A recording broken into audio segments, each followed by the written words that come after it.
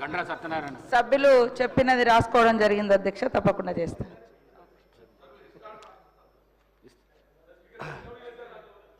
ఈరోజు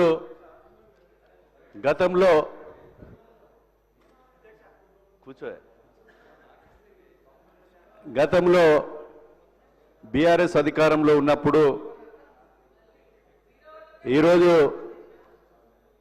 కేసులు రామన్రావు దంపతుల హత్యతో పాటు మా నియోజకవర్గంలో రాజలింగమూర్తి అని ఒక వ్యక్తి, అతను మేడిగడ్డ మీద కానీ స్థానిక అప్పుడున్నటువంటి ఎమ్మెల్యేల మీద పోలీస్ స్టేషన్లో కానీ కోర్టులో కానీ ఫిల్ చేస్తే ఆయన మీద ఎస్సీ ఎస్టీ కేసులు పెట్టేయడమే కాకుండా అనేక రకాలుగా కేసులు పెట్టారు.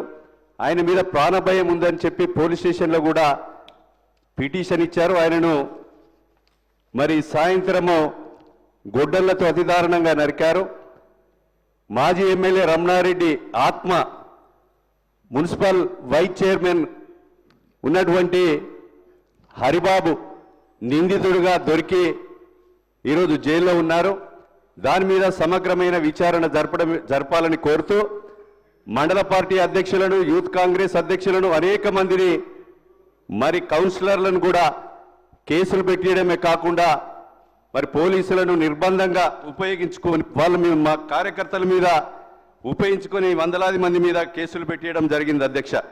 ఇంకోటి నియోజకవర్గానికి సంబంధించినటువంటి 58,000 ఎకరాల భూమి ఏదైతే ఉన్నదో మా భీమ్గన్పూర్ చెరువు నుంచి రామప్ప నుంచి చలివాగు మా నియోజకవర్గంలోనే 2 రిజర్వాయర్లనే అధ్యక్ష. భీమ్గన్పూర్ దానికి ఆ రిజర్వాయర్లో నీళ్లు ఎక్కువ ఉండడం వల్ల వర్షాకాలము నిండి వెనుక ఛానల్స్ అన్ని తెగి 3,500 ఎకరాలు మరి అస్తవ్యస్తంగా ఉంది అధ్యక్ష. అదేవిధంగా గణపురం కూడా రిజర్వాయర్ అయింది, దానికి కూడా కెనాల్స్ కావాలని ప్రతిపాదనలు పంపారు.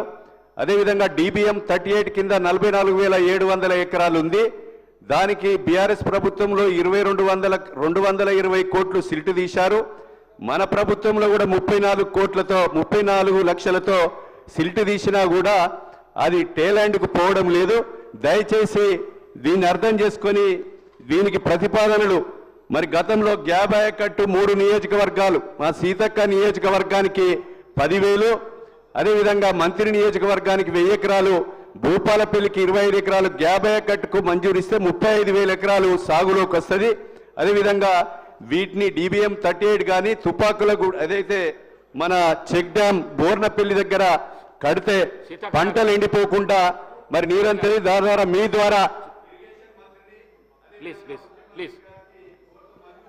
సత్యన్న చెప్పిన విషయాలు నోట్ చేసుకోవడం జరిగింది అధ్యక్ష. అరకెప్పుడు గాంధీ గారు